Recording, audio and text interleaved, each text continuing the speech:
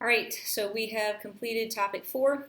Please do not go on to topic 5 until you've taken the topic 4 test and you've gotten that far, and then you can go on to topic 5, but please catch up and be done and through topic 4 before you start topic 5. Topic 5 begins with perpendicular and angle bisectors, and it says consider a point on the perpendicular bisector of a segment. Okay, we got to go back and we got to think about what a perpendicular bisector would mean. The word perpendicular we defined in chapter 2. To be perpendicular is at that point of intersection we have a right angle formed.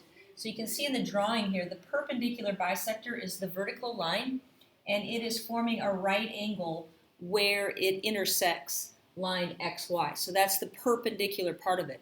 The fact that it is a bisector means that it's cutting the segment in half. To bisect something means to cut it in half.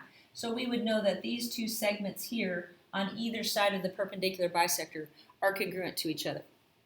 So we have a couple of theorems out of that. It says if point P is on the perpendicular bisector of segment XY, so point P is up here, okay, and it is on that vertical perpendicular bisector. If that point is on that line, then it's equal distance from X and Y. So that means that these distances here are going to be congruent to each other, is what it's saying. So the theorem for a perpendicular bisector says if a point is on the perpendicular bisector of a segment, so here's that point, then it is equidistant. To be equidistant means equal distance from the endpoints of the segment. So it's saying Px is congruent to Py. And you're going to use that to solve some problems on your worksheet. It says the converse of the property is true. Also, if a point is equal distance from the endpoint. So if we know that these two segments are equal, that puts point P an equal distance from X as it is from Y, then we could say that it is on the perpendicular bisector. That makes line L the perpendicular bisector through segment XY. Okay, it says use the converse when we construct a perpendicular bisector. We aren't doing any construction this year because of COVID-19, so we're not going to get out the compasses, but what it's saying is that when we make a perpendicular bisector, we would be finding a point that is equal distance from A and B and drawing that line vertical through it. But we're not going to worry about that this year. Now, how do we use that information to solve our problems? Okay, if you look at the examples in your packet and try to complete them, okay, it says find segment AD, so we're trying to find the length of this side right here, and we're assuming that AC is the perpendicular bisector. We know that because we see the perpendicular here.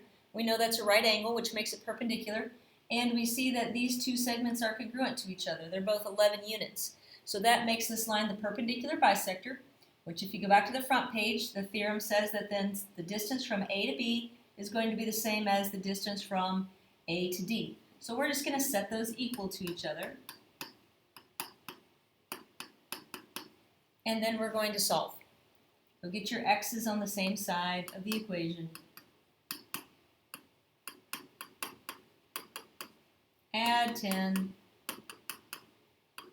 3x is equal to 12, so x is equal to 4. Now I'm not done because it says find the distance from A to D, so I've got to take that value 4 and I've got to bring it up here and plug it in. So I would say 3 times 4 plus 2, that's 12 plus 2, this is going to be 14 units. Okay, find the distance from x to y, this would be this over here. Okay, let's see, find xy. No, I'm wrong on that. xy, sorry, that's yz. xy is this whole distance across. That's what we're trying to find. Okay, well, if z is equal distance from x and y, that makes this line a perpendicular bisector, which means that this segment here from x to w is congruent from the segment y to w. So I'm going to set those two segments equal to each other, and I'm going to solve. So I'm going to subtract 2n from both sides. 3n minus 2 is equal to 7. Add 2 to both sides. 3n is equal to 9. So n is equal to 3. And you're going to come back and you're going to plug it in. Doesn't matter which side you plug it into. If I plug it in over here, I'm going to have 2 times 3 plus 7. 2 times 3 is 6 plus 7. That is going to be 13. Well, they're supposed to be the same. So if you plugged it in on the other side, you should also get 13, which you do. So the distance all the way across is going to be 26. 13 plus 13. Okay, and I'm going to let you go ahead and try the third example there on your own.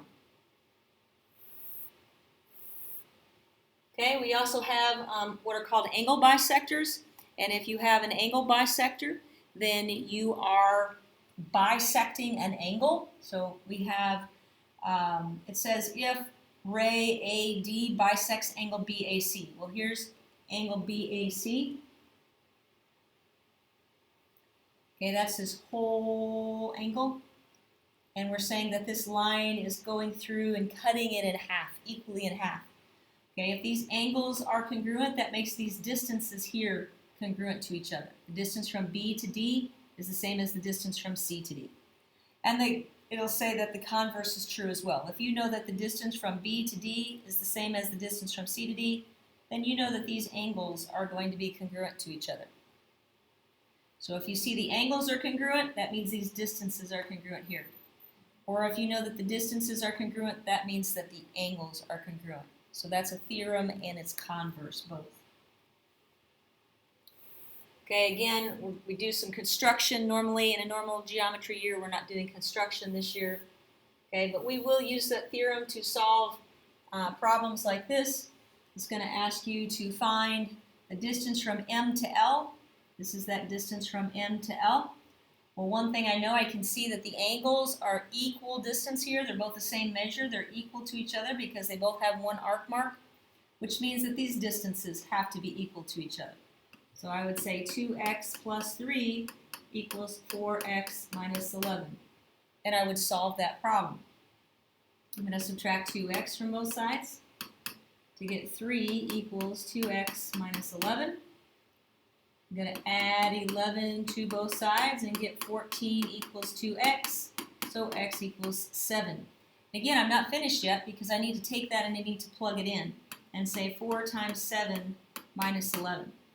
Do 28 minus 11, you're going to get a value of 17. And the last example, it says if HI is equal to JI. So HI here, that's that segment, is congruent to JI. And the measure of H to G to J, this whole angle, H to G to J, that whole thing is 46 degrees. They want you to find J to G to I. They want you to find just half of it. And again, if we know that these segments are equal to each other, then we know that the angle has been bisected. To be bisected means to be cut in half. So this angle, I'm going to divide it by 2. And I would get 23 degrees. Each one of these angles up here would be 23 degrees. Altogether, 46 degrees. Okay? Go ahead and look at that worksheet 5.1 that goes with this and see how you do.